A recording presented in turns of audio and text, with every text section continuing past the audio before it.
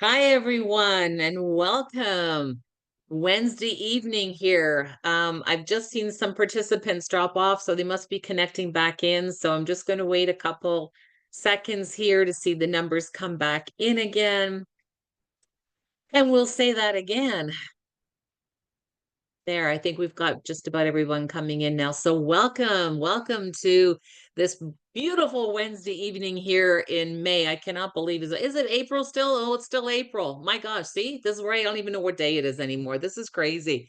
My name is Carrie Young. I'm the director of the ADIA, which is a component of auxiliaries, which is affiliated with the ICOI, International Congress of Oral Implantology. And I welcome you all here tonight to an incredible topic.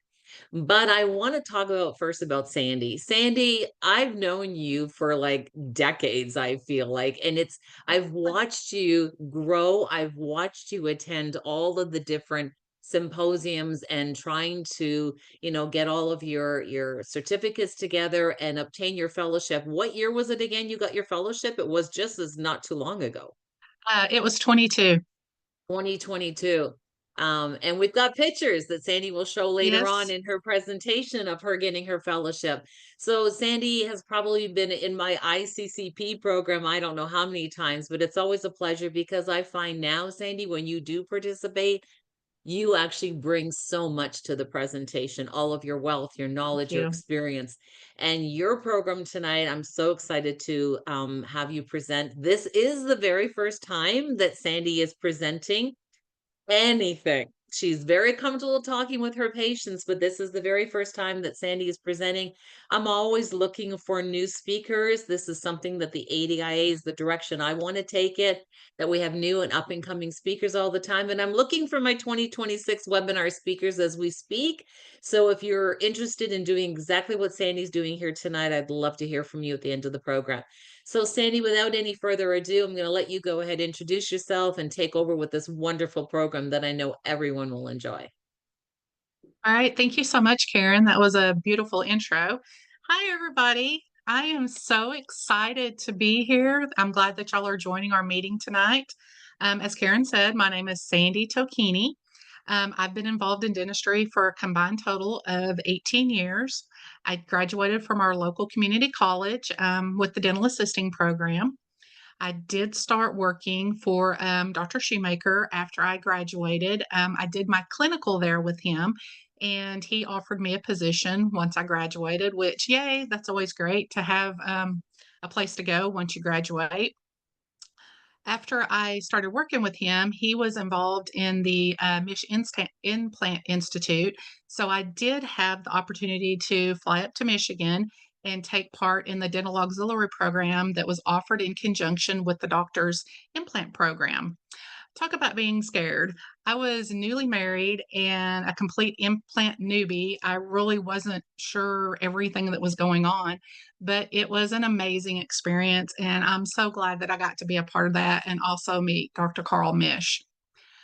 Ever since then, I have had multiple opportunities working with Dr. Shoemaker and to go and further my education with dental implants.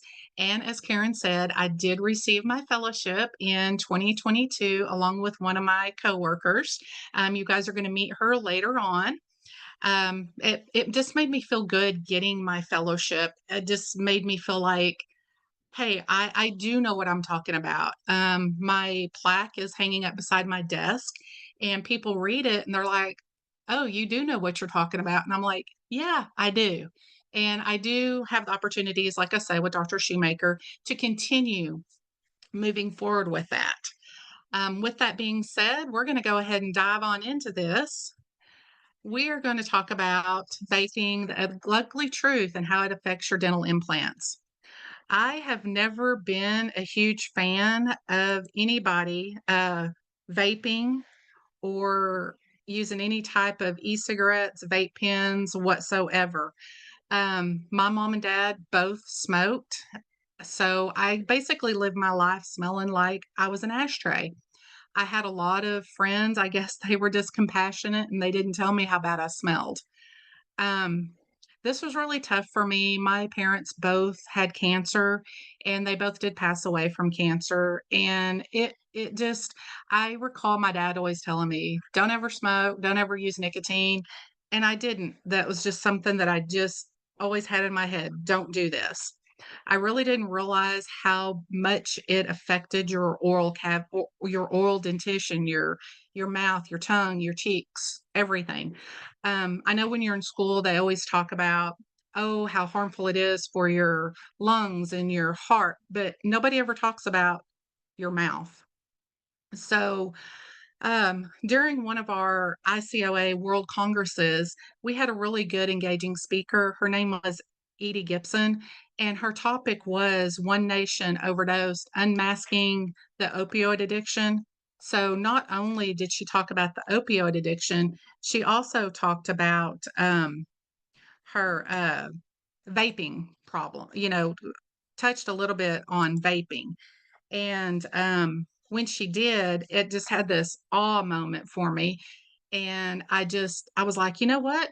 That's the direction I'm gonna go. I wanna learn more about how this vaping and this nicotine affects your dental implants." Now, we all know that, implants are a common solution for replacing missing teeth, to make it look more natural so that you don't have to have dentures or bridges. And I do hope that everybody is offering that to patients that are qualified. This process of having dental implants largely depends on a process called osseointegration. It means that the implant fuses with the jawbone. The integration is very critical. It provides the stability needed for to function and look like a normal tooth. Any disruption in this process can lead to implant failure, infection, and need for further dental procedures.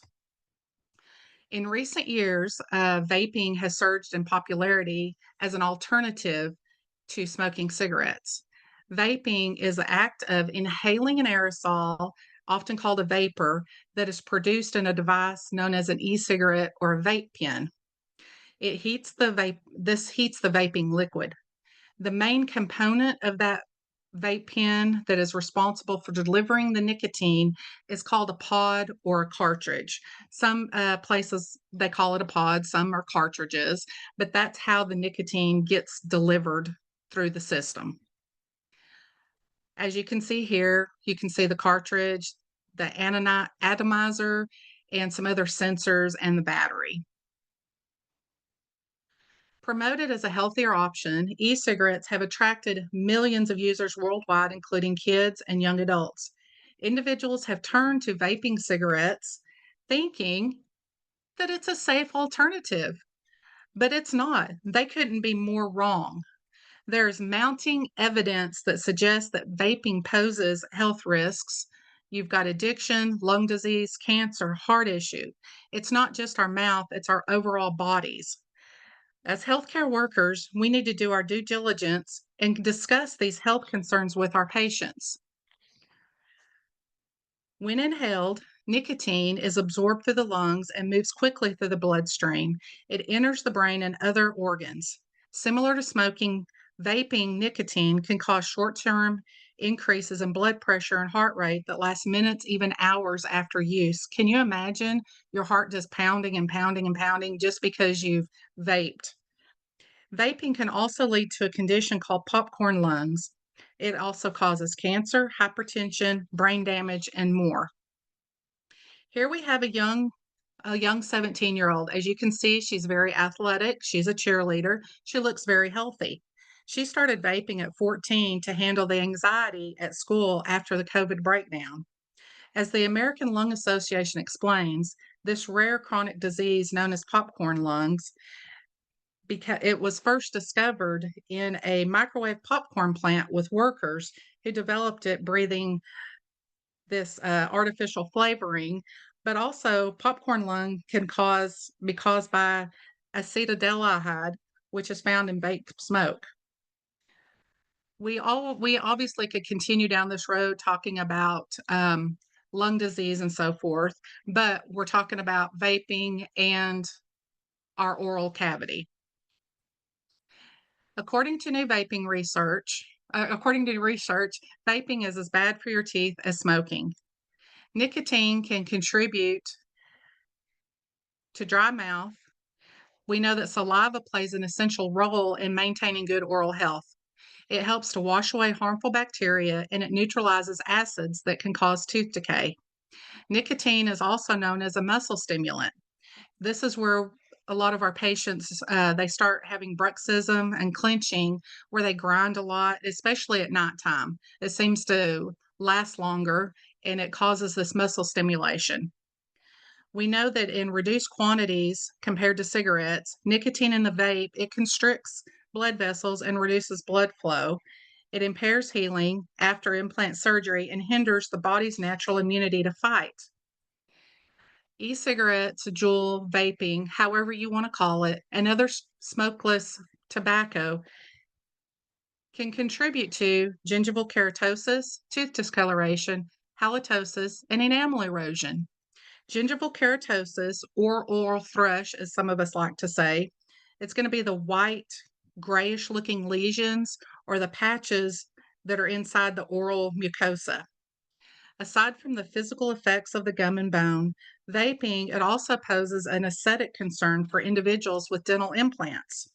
Just like whenever you have traditional tobacco, it can lead to staining of the natural teeth, your crowns. Some people that have dentures, it can also lead to staining on your dentures. More importantly, the staining comes from the vape that has the strong coloring agents or sweeteners in them. This not only affects the appearance, but it also hinders the oral hygiene, how you take care of, how you clean your mouth, how you maintain your implants. You're going to have halitosis or bad breath because product in the vape is going to make the bacteria stick to your teeth. You also have enamel erosion from the acidity of the products that are used. We're going to have reduced blood flow to the gums and the surrounding tissue. This can hinder the integration process. It's going to cause more inflammation around the implant sites. The increased risk of periimplantitis, a condition similar to gum disease, it affects the tissue around the dental implants. It is worth noting that while vaping, you think it might seem less harmful, but with it being a relatively new phenomenon, it has been around for some time. However, vaping is still being researched. There's a whole lot of research out there going on because we're starting to see long-term damage. And what we do know is that the oral cavity is extremely sensitive to environmental changes, and the short-term use of e-cigarettes has been associated with inflammation, cell damage, and altered oral microbes, promoting harmful bacteria. The components from the vape will adhere to hard and soft tissues, and it produces more bacteria in the mouth. If vaping presents a whole unique concerns that interfere with the success and longevity of implants and other fillings and caries and so forth in the mouth. Vaping uses two primary ingredients, propylene glycol. This is it's the propylene glycol is the flavorings and stuff that are in it. The propylene glycol mixed with vegetable glycerin, they're going to be the bases that are the main bases for giving the flavor and the colorings. Propylene glycol is a colorless, flammable, gaseous hydrocarbon that tastes sweet, and glycol, along with tasting sweet, is colorless and it has kind of an oily liquid and with a mild odor. When the two are combined, the breakdown of the polyglycol is a synthetic liquid compound that ends up being colorless, odorless, and sweet tasting. Your acetic acid is kind of like the vinegar, like think of it as a vinegar or a strong lemony acid kind of taste. The lactic acid we know is the absence of having any O2. The propylene glycol is a clear, colorless liquid with an overpowering fruity flavor. All these elements are toxic to the enamel and the soft tissue. But one of your other dangers is going to be the vegetable glycerin. It is a common base used in e-liquid for electronic cigarettes and vaporizers. It is derived, obviously, from vegetable oil and is known for its ability to produce the vapor that comes out of the e-cigarettes. It also has a mild taste. Vegetable glycerin is used in combination with propylene glycol to create a balance between the vapor production and the flavor. Studies show that the combination of these two substances make bad bacteria. When you have the dry mouth that's caused from vaping and it further compromises oral health. Propylene glycol is one of the common components in the base in the vape liquid, and it's known to absorb moisture. Well, you have the people that are out there that may be taking medications that dry your mouth. Well, now you're putting this on top of it. Once your mouth becomes dry, it creates an ideal environment for bacteria to thrive, increasing bacterial growth, which can lead to gum disease, decay, and infection, all of which are detrimental to dental implants. A healthy oral environment is definitely essential for implant maintenance. The impact of vaping can significantly deteriorate over time. In this same study, we did learn that the flavored versus the unflavored liquid was weakened by 27%. The flavoring, you're going to have more of the vegetable glycerin and the propylene glycol mixed in with that. With all the alluring flavors like mango, vanilla, cherry, Fiji, apple, the list could go on. Youth and young adults are widely exposed to e-cigarettes, making have a high awareness of e-cigarettes, which are most popular among the youth today. This is like a candy store. In 2016, nearly 4 out of 5 middle school and high school students, or more than 20 million youth, saw at least one cigarette advertisement. And according to the CDC, from 2017 to 2018, e-cigarettes went up about 78% among high school and 48% among middle school students. In 2018, vaping was declared a public epidemic by the U.S. Surgeon General. I have had such an impact on my daughters to not vape. This is my youngest daughter, Jaden, and she is in a college public health class. One of her programs that she presented a Don't Vape campaign she presented it to a fourth grade class. This fourth grade class happens to be the class that's taught by my oldest daughter. They did a survey with all the fourth grade and 49 that had 49 kids. 4 of them had vaped, and 2 of them said that they would vape if they were offered. That's scary. We need to do more education in our elementaries because, as you can see, it's starting as young as 4th grade. That's just crazy to me. This is going to be a few videos of a 27-year-old male that vaped, and he has poor oral hygiene. Could you imagine walking around your life looking like this? This poor guy, he had very low self-esteem, and he came to us just begging for help. It's a 40-year-old male that vaped, poor oral hygiene. He has bad lower anterior bone loss, as you can see from this x-ray. The backs of his teeth, you can see the fuzziness on there. That's going to be his buildup from the stickiness of the vape products. This is a new patient that came to our office in 2014. She had perio disease. She's a smoker. She was interested in having an implant to replace her missing tooth on tooth number 14. We did a graft. It failed. She was a consistent smoker and used e-cigarettes. She smoked when she was out of her office, but used e-cigarettes whenever she was in her office. She swore to us that she stopped smoking, so we redid the graft. We did a sinus lift. We placed an implant in 2015. As most of you know, this is not an implant. This is an indicating pin that's showing the position of the implant. In 2016, she came in for her hygiene visit. She hadn't been flossing. She was kind of brushing okay, but she was also using charcoal toothpaste to whiten.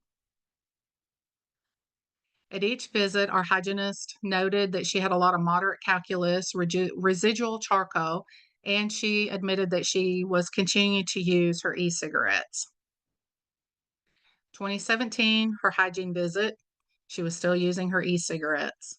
You can start to see the bone loss. 2019, she was severely past due for her hygiene visit. She is going to show significant bone loss. We've got 5 millimeters of bone loss on the distal lingual, 8 millimeters midlingual, 9 millimeters mesial lingual, and we're going to show 8 millimeters distal buccal. You can see that she's got some stripling of her gum tissue. And here you can see the significant bone loss.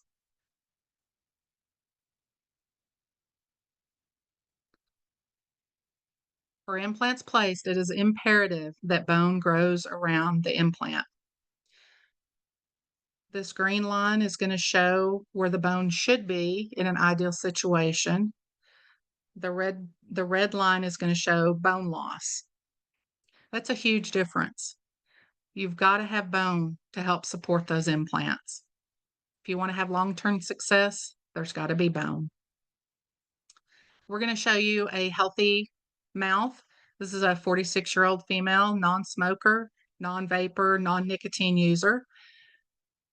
We did a graft. We extracted and did a graft on tooth number 20 from tooth 28. Her post-op check. Her bone height looks good. Her healing is very good. Tissue looked great.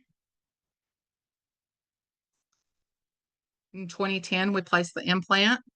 You can see the bone level looks really good in that x-ray. Her tissue was great. Now, it was some time before she came back in, 15 months before we could take a final impression. But as you can see, the bone level still looks good. It's still acceptable. And here she is after the crown. Tissue's healthy. Everything looks good. The U.S. Department of Health and Human Services, an agency for healthcare research, they have developed a 5-step algorithm for healthcare professionals to use whenever you go to engage your patients that are dependent on nicotine. This is called the 5 A's. It is absolutely essential that dental professionals approach discussing about vaping in a non-judgmental way.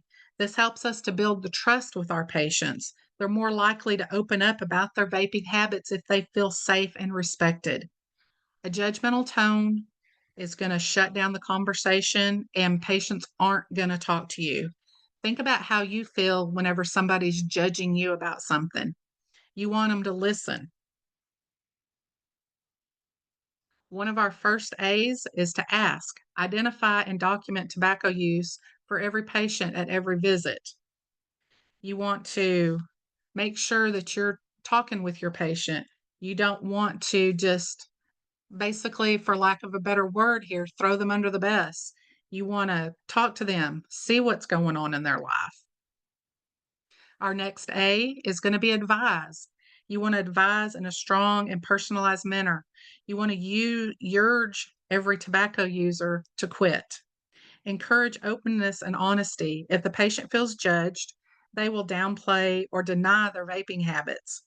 Accurate information about their behavior helps the dentist and the hygienist provide proper care and advice. It's a whole team effort. You want to assess the tobacco nicotine user. Will they make an attempt to quit at this time? You want to help facilitate healthy behavior changes. People are more likely to change their habits when they're motivated and not shamed. Empathy and education go so much further than guilt or treating people badly.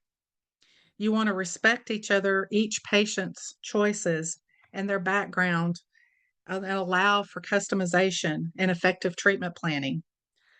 Good dental health, it's not just about treating the teeth, it's about treating people. We want to make sure we're there for them. We want to encourage them. We want to assist the patient that's willing to quit. If they need some form of prescription to help them quit, we want to make sure that we can get that for them. Many people use a vape or nicotine for stress, addiction, or social pressure. We need to figure out the why behind the habit. This allows us as professionals to offer realistic, compassionate support. And lastly, you want to arrange a follow up with that person. If they've made the decision and they really want to quit, you need to make sure that you don't take a judgmental approach and cause the patients to skip further visits or switch providers. This would mean less care and less follow up checkups, and that's not what we want. That's not the goal. We want to have non judgmental communication. Don't ignore the risks. It's about creating a space where patients feel empowered to listen. You want to ask and take steps forward. Whenever we as dental professionals meet people where they are, we can help guide them toward better choices and not push them away. In December 2019, the ADA adopted an ad interim policy on vaping. They called for a total ban on vaping products that aren't FDA approved. They did still want to keep approval for the ones that are available for prescriptions and that advocate research and funding in the safety of e-cigarettes. The American Dental Association is also advocating for the development of a scientific research body to help necessitate the delivery of these products. We know that nicotine closes down capillaries, it constricts blood flow, which takes away the oxygen. When you introduce nicotine into the body, it restricts blood flow, which results in oxygen deprivation and increases the risk of infection. Dry mouth and chemical exposure can compromise the success of dental implants. It causes a decrease in connective tissue. There's a much higher chance of developing gum disease and tooth loss, bacterial perioimplantitis. Your little soldiers, the keratin production, the neutrophil function, and the other immune cell functions, your little soldiers, your emergency response team, they can't do their job. If you're vaping or smoking, you're depriving oxygen and nutrients to the bone. You need blood flow to your mouth to allow for proper and quick healing. While vaping is often marketed as a safer alternative, its effectiveness on the oral cavity and dental implants are far from benign. For patients that are considering implants or those who want to protect their investment, quitting vaping is strongly advised. Prioritize your oral health, especially if you're going to undergo surgical procedures like implant placement. It may be essential for long-term success and well-being not to vape. This is from the 2019 ADA president, Chad Gayani. While the long-term oral health effects of vaping are under scientific review, as health professionals, we must be prudent in protecting consumers from products that are harmful to their health. They will continue to advocate for additional research, but we must protect the health of our patients first and foremost.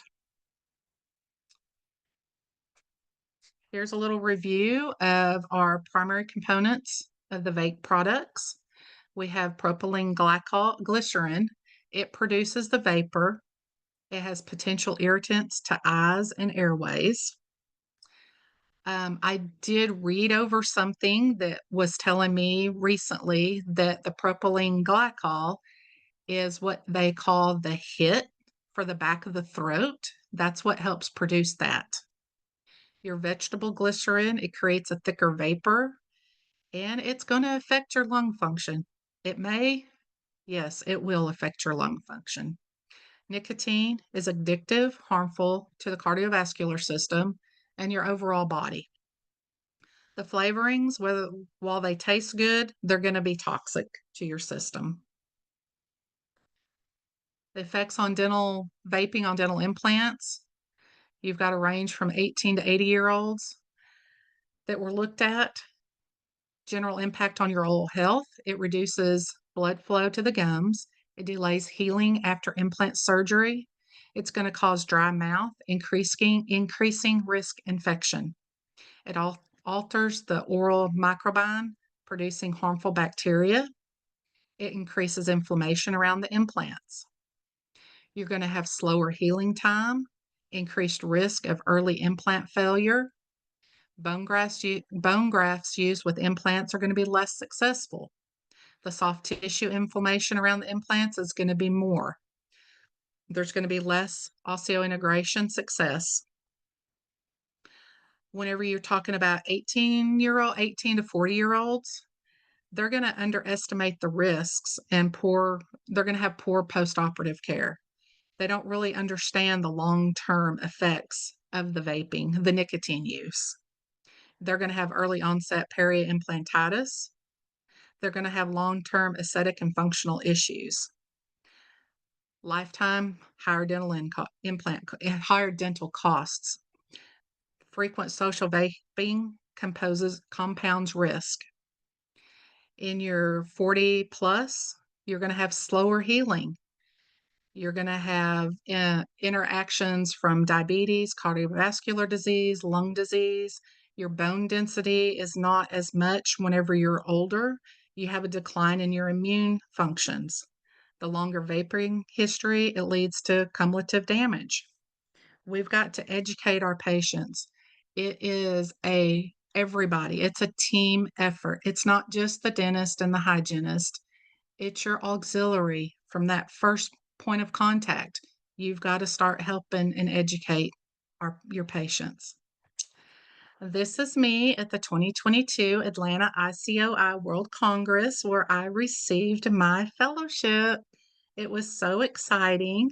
You can see Miss Karen in a couple of pictures there. This is my then office staff that was with me. There is a young lady in the picture, Stephanie. She also has her fellowship. All of us at our office are definitely working towards this. This was so exciting, even though it was kind of scary because you had to talk to doctors that came up and visited with you. You have this whole array of people that are like, what do you know? What do you know? Help me, share with me, tell me what you know. And that's the greatest thing about this organization. They're there to help you. They want to know. If you guys need some of my references, I can send you some of these videos, or if you want to take a picture of them. There is so much information out there now talking about vaping and the effects.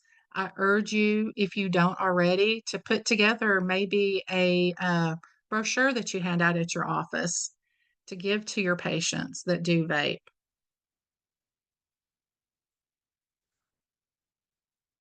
And this is me. If you guys have any questions, you can email me or you can talk to Karen.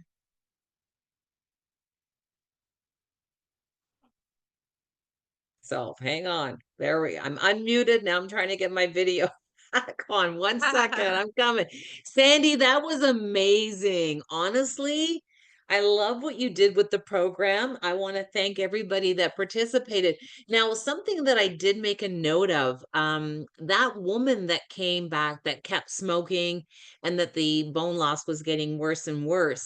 Were there any other medical indicators that could have also taken responsibility for that amount of bone loss, or was that strictly like, was she healthy? Like, what? She was a very healthy individual. She strictly was a vapor and a smoker. Everything else was great, clear Wow. medical history. That's powerful. That's really powerful. So no bruxism or anything that was noted in her No, charts ma'am. of any sort, right? No, ma'am. Like she always says that. No, ma'am. No, ma'am. I love it. Sandi, you did an amazing presentation. Considering this was your first one, you nailed it, girl. You nailed it. I thought your Well, information thank was you. very informative. Great storyline with your pictures. And again, if anyone else is interested in doing exactly what Sandi did, something different, a career enhancement, because I know Sandi's looking at maybe getting into more public speaking and also helping with the ADIA. I want her to be my partner in crime. I think Sandi's incredible.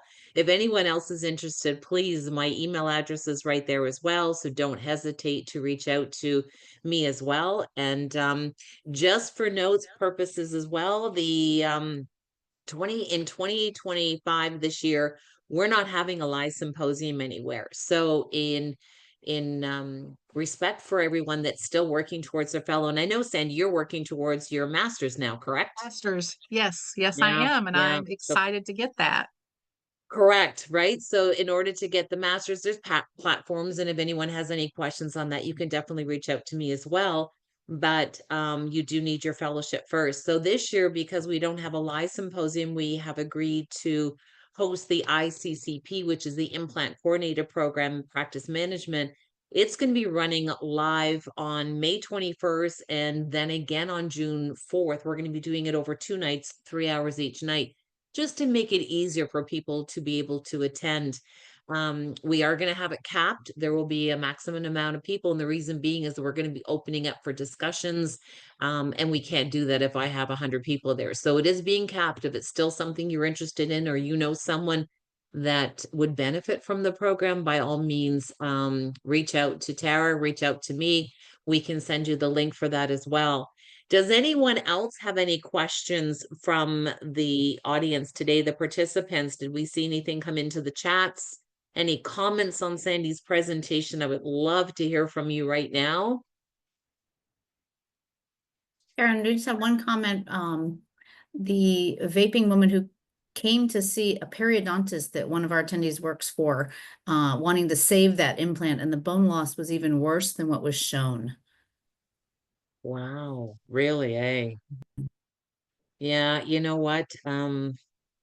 It's amazing. I personally, I used to smoke. I'm gonna be honest with you, like 20 years ago, I used to smoke.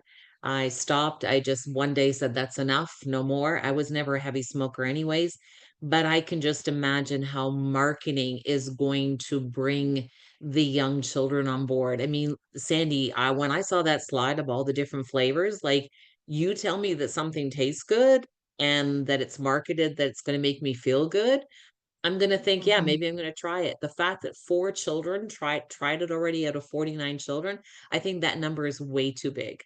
That is way too big. We're talking about 10-year-olds, 9 and 10-year-olds in grade 4, Yes. correct? Yeah, like that Yes, is we are. way too big. Yes. And nicotine we know is addictive. I mean, they say it's harder to stop nicotine addiction than it is heroin.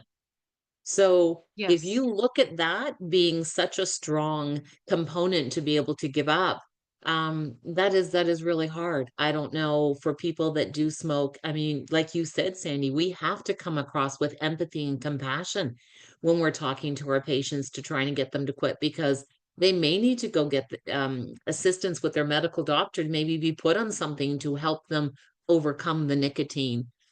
It's not good. It's not good. Vaping is all chemicals, as smoking is not good. It's just lovely to hear people like yourself have compassionate stories with your mom and your dad and want to share this with the rest of the world. So I can't thank you enough for being here this evening and sharing your thoughts with us. And if we have any other comments, thank you so much for that comment about here we've got Nicole saying amazing presentation, Sandi. Is there Thank you. e-cigarettes worse than, oh, she's got a question, Sandi. Are you aware of any e-cigarettes that are maybe worse than other cigarettes? Other types of e-cigarettes or others? I honestly, the research that I did, they seem to all be the same. Like the one video that I showed, 27% the flavored versus non-flavored seem to be a little bit more carcinogenic. Um, but as far as I know, everything that I read and researched, it's all the same. Now That's excellent. there are liquids that are going to have more nicotine in them. Obviously, the more nicotine you put into something, I believe that the e-cigarettes, they were designed originally to help cessation from smoking. So you Yeah. can downsize the amount of nicotine that you put in there, but it's not only just the nicotine, it's the carriers, the vegetable glycerin, the glycol, Yeah. that it's all sticky, so it stays in your mouth. There's no way to wash it out. I mean, you have to brush it out to get it out of your mouth. And you made a really good point though when you brought up about um, dry mouth and patients that are put on medication. I mean, we know that there's thousands and thousands of different types of medications that patients are being put on. And sometimes your MD will say to you, by the way, one of the side effects is dry mouth, but a patient doesn't even know what that means. It's like, okay, maybe I'll sip on a little bit more water if they even do that. But there are now treatments that we actually have to go through to help us with those dry mouth syndromes as well. Otherwise, that also will incur us to have more cavities and perio issues. So this becomes a domino effect. And this is just one more thing we have to be aware of, and then tell our patients, the importance of dry mouth, what it's doing. Like these are perfectly healthy individuals with perfectly healthy oral health dentitions, and then all of a sudden they get prescribed medication, they start taking e-cigarettes, and the next thing their mouth looks like it's a black train hole. Like it's horrible. Right. So again, I can't thank you enough for being here this evening. And we had another just a not a question, but a statement from Sabina that just said, thank you for a great presentation. I totally agree. You did an excellent job. I can't wait for you to be beside me in future presentations and helping other future ADIA fellows obtain their fellowship as well. So thank you I so much, do. Sandy. You're Looking welcome. I forward do to want it. to mention real quick, for those of you that may not have a brochure at your work already, the ADA, the American Dental Association, does have a brochure that you can purchase. It's called Vaping and E-Cigarettes. And it does kind of give you a little breakdown if vaping is harmless. Maybe just to have that out, hand it to your patients, and maybe that'll just get them, maybe it'll make them think, oh, is this harmful? What do you know about this? Why are you giving me this? And Yeah. maybe it helps with that conversation. It gets that conversation started. Anything for awareness, right, Sandy? Anything for Yes. awareness. Yeah. Well, thank you so much. We're rounding up a little bit early, but that doesn't matter. We're still going to get our 1 CE points. I want to thank everybody. Looking forward to anyone that's going to be attending the Implant Coordinator Certification Program with myself, and also for the next webinar that will be coming on shortly. So thank you so much. We really appreciate you being here with us and being a proud member of the ADIA. Ciao for now, and we'll see you soon.